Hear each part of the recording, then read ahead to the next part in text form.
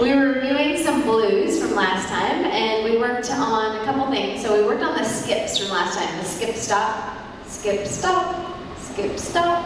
And we looked at it specifically in the side-by-side connection. So if I step forward, I could go back and, right? Which is kind of fun. Or I could even go forward, forward, and forward. It's like you're kicking the leg out of the way. So it's obviously an accent. It kind of depends on whether the music wants you to do it, but it's sort of a fun thing to play with. We looked at fishtails in the context of, let's say we're walking in promenade, right?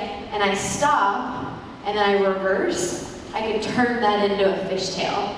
Okay, so one of the things to note is that I'm purposeful with the foot I'm on, so that way I'm stepping back with my inside leg close to her. Some of us ended up stepping back with our outside leg, and that became an ocho. So that's fun to play with too at different moments. You can play with that.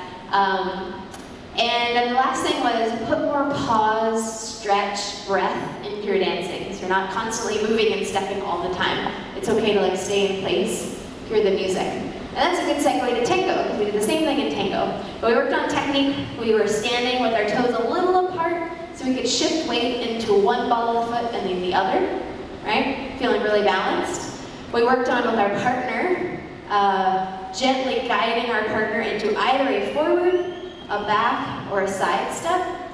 And those are the three directions we're really going to be working with right now. Being strong in our centers, being relaxed in our arms, we did like a really, really light connection. Same sort of thing. Can I lead her either into a weight shift, a really small weight shift right in place, versus a step, right? And leaders, using your torso to give her the direction, you'll notice that she's even extending in her leg. When she gets the information from my torso, she starts to extend, and then we step.